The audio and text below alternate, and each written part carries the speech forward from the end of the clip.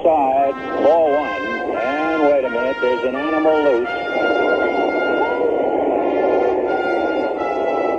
Two of them, all right. I'm not sure what he's doing out there.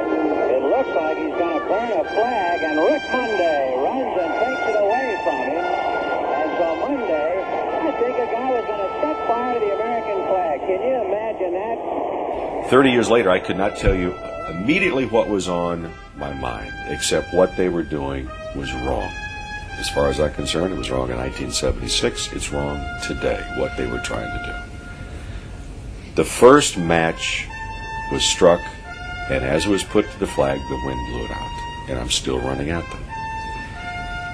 The second match is ignited, and one of them starts to put the match to the flag at the same time I got there.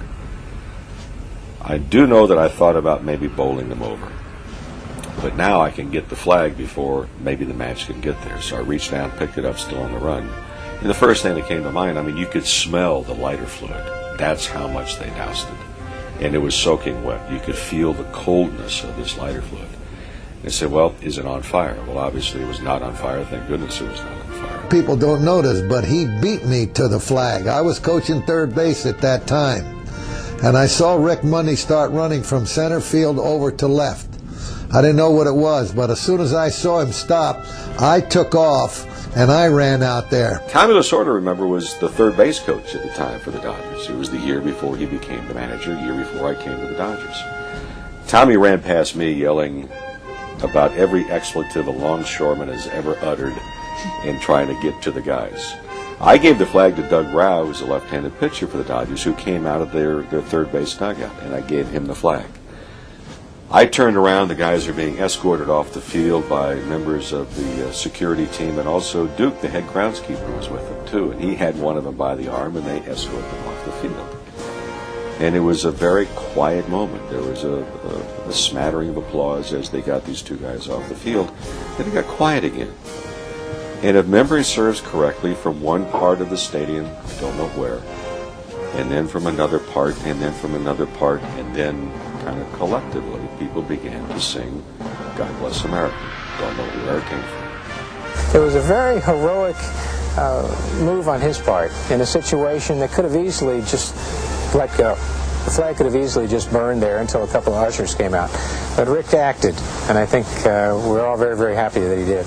I'm surprised by the response in the greatest sense of the word. Embarrassed by the intention that was focused upon me, because I don't know anyone who would not have done the same thing had they been as close to it as I was. So that being said, I get letters every week from retired servicemen, from their families, from kids who were not even born then that heard about it. And I started again a little bit more so a few years ago. Major League Baseball had selected that moment, saving the flag, as one of the top 100 moments in Major League Baseball history. So there was a rejuvenation of that entire thing.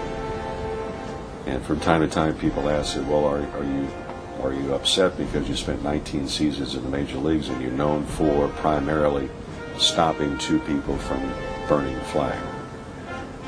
If that's all you're known for, it's not a bad thing at all. I think it solidified the thought process of hundreds of thousands of people that represented this country in fine fashion. Many of them lost their lives.